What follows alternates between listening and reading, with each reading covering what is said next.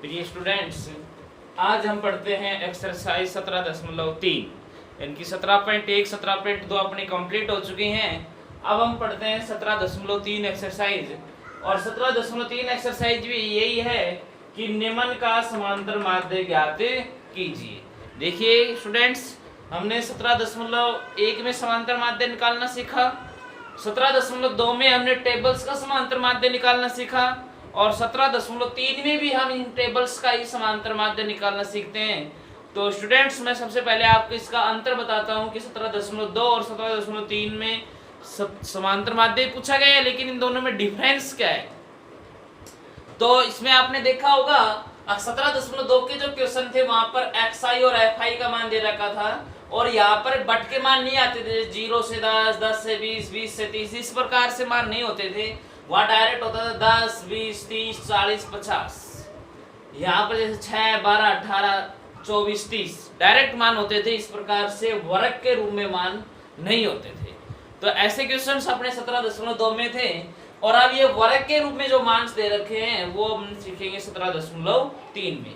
अब देखिए, जो वर्ग के रूप में मान दे रखे हैं उनसे हम समांतर माध्य किस रूप से निकाल सकते हैं, तो इससे निकालना सीखते हैं। सबसे पहले फर्स्ट क्वेश्चन देखते हैं इसका सॉल्यूशन, कि इसका समांतर माध्य निकालना है। तो समांतर माध्य निकालने के लिए बेटा आपको टेबल तो इसकी बनानी ही पड़ेगी।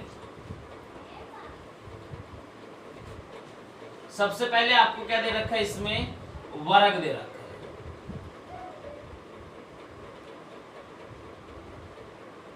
जो ये वर्ग दे रखा है, इस वर्ग की सहायता से आपको मान निकालना है किसका, xi का। इनकी वर्ग की सहायता से ही आपको xi का, क्योंकि xi इसी के अंदर छिपा हुआ है। फिर नंबर नेक्स्ट पे आता है बारंबारता। बारंबारता को फ्रीक्वेंसी, इसे f से बोल सकते हैं। और फिर हम निकालेंगे fi गुणा में xi। ये हमारा मान निकालने पड़ेगा। अब वर्ग है इसमें 0 से 10, 10 से 20, 20 से 30, 30 से 40, 40 से 50, और फिर हम यहां निकाल लेंगे इनका योग। तो बेटा देखो, वर्ग दे रखा था आपको। अब इस वर्ग की सहायता से xi का मान कैसे निकालेंगे, क्योंकि समांतर माध्य निकालने का एक ही सूत्र है, समांतर माध्य xi बराबर fi summation fi xi upon summation fi। तो xi का मान आप कहां से निकालोगे, क्या आपको क्वेश्चन में दे रखा है? नहीं दे रखा है। ये बारंबारता fi का मान तो दे रखे हैं, ये xi के मान नहीं दे रखे हैं, आपको वर्ग रूप में दे रखा है। तो देखिए, xi का मान निकालने के लिए आपको क्या करना है, वर्ग से निकालेंगे। और वर्ग से निकालने का तरीका यह है कि दोनों जो मान है इन दोनों को जोड़ दीजिए। 0 में 10 को जोड़ेंगे, 0 प्लस 10 10 हो गए, और उसमें 2 का भाग दे दो। तो 10 में 2 का भाग देंगे तो कितना आ जाएगा, 5। ये मान कैसे निकालोगे, देखो दोनों को जोड़ो, 10 प्लस 20, 10 प्लस 20 कितने हो गए, 30, और 30 में 2 का भाग दे दो तो कितने आ जाएंगे, 15। देखिए, वैसे भी आप ध्यान से देखो, 0 और 10 के बीच में क्या आता है, 5। 10 और 15 के बीच में क्या, 10 और 20 के बीच में क्या आता है, 15। 20 और 30 के बीच में क्या आता है, 25। इनके बीच का मान निकालना होता है हमें। 30 और 40 के बीच में क्या आता है, 35। 40 और 50 के बीच में क्या आता है, 45। दो तरीके हो गए इसके निकालने के, या तो आप बीच का मान देख लो, और बीच का मान का पता नहीं चले तो दोनों मानों को जोड़ो, और जोड़कर 2 का उसमें दे दीजिए भाग। अब बारंबारता fi के मान लिख लेते हैं। fi इसमें 9, 12, 15, 10, 14, और fi गुणा xi दोनों को गुणा कर देते हैं। तो 9 पंजो 45, 12 से गुणा करेंगे, 12 पंजो 60, असल 6, 12 एकम 12 और 6 18, 15 से करेंगे, 15 5 75, असल 7, 15 दूनी 30, 7 37, 10 से करेंगे 350, और 14 से करेंगे 14 पंजे 70, असल 7, और 14 चौक 56, 56 और 7 63। और यहाँ योग किसका करेंगे, xi का योग करने की कोई जरूरत नहीं है, xi का योग नहीं किया जाता है। किनका, fi का योग करो आप। एफ आई का योग करेंगे 4 प्लस 5 9, 9 18 और 2 20, असल 2 3 4 5 6 इनकी 60। इनमें करेंगे योग तो 5 प्लस 5 10, असल 1, 5 और 3 8 और 1 असल 3 9, 9 प्लस 7 16, 16 प्लस 8 24, 24 प्लस 8 24 प्लस 4 28, असल 2 8 6 14 और 1 15, 1580। आगे देखते हैं।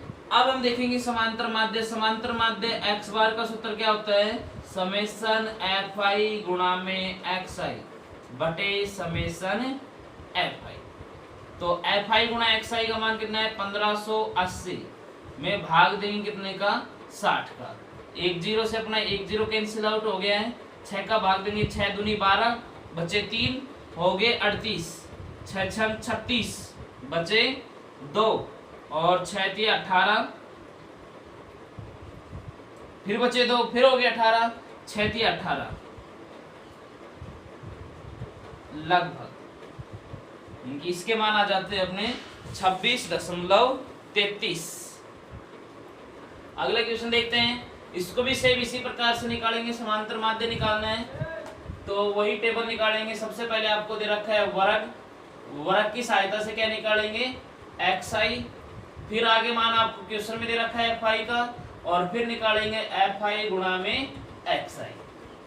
वर्ग है इसमें 0 से 6,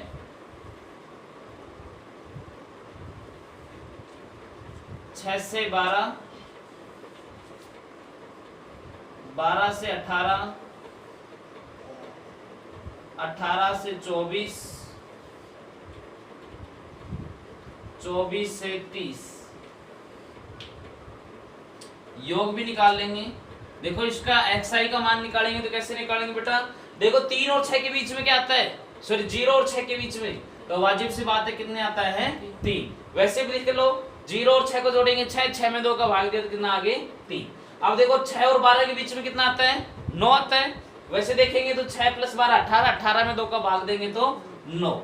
फिर यहाँ 18 और 15, 18 और सॉरी 12 और 18 के बीच में 15, 18 और 24 के बीच में 21 और 24 और 30 के बीच में कितना आता है? 27। एफ आई के मान है 6 8 10 9 7। गुणा कर देते हैं 6 तिया 18, 8 नम 72, 10 से गुणा करेंगे 150, 9 से करेंगे 9 एकम 9, 9 दूनी 18 और 7 7 49, असल 4, 7 दूनी 14 और 4 18। योग करेंगे एक्स आई का योग करने की जरूरत नहीं है, सीधा डायरेक्ट हम किसका योग करेंगे? एफ आई वाले मानों का। और एफ आई वाले मानों का जब हम योग करेंगे तो 6 8 14, 14 और 10 24, 24 और 9 33, 33 प्लस 7 40। इनका भी योग कर लेते हैं। और जब आप इनका योग करोगे 9 9 18, 18 और 2 20, 20 प्लस 8 28, असल 3, 8 और 8 16, 16 और 3 असल 19, 19 और 5 24, 24 और 7 31 और 1 32, असल 3, 4 5 6, 628। और समांतर माध्य निकालने का सूत्र होता है समेशन एफ आई गुणा में एक्स आई बटे समेशन एफ आई। तो 628 भाग में 40 और 628 में 628 भाग में 40 स्टेक है। 628 नहीं, एक बार और ऐड करते हैं। 9 9 18, 18 और 10 28, असल 2, 8 8 16 और 2 18, 18 और 5 23, 23 और 7 30 और 1 31। तो 618, 618 में जब आप 40 का भाग दोगे तो इसके आंसर आ जाएंगे 100,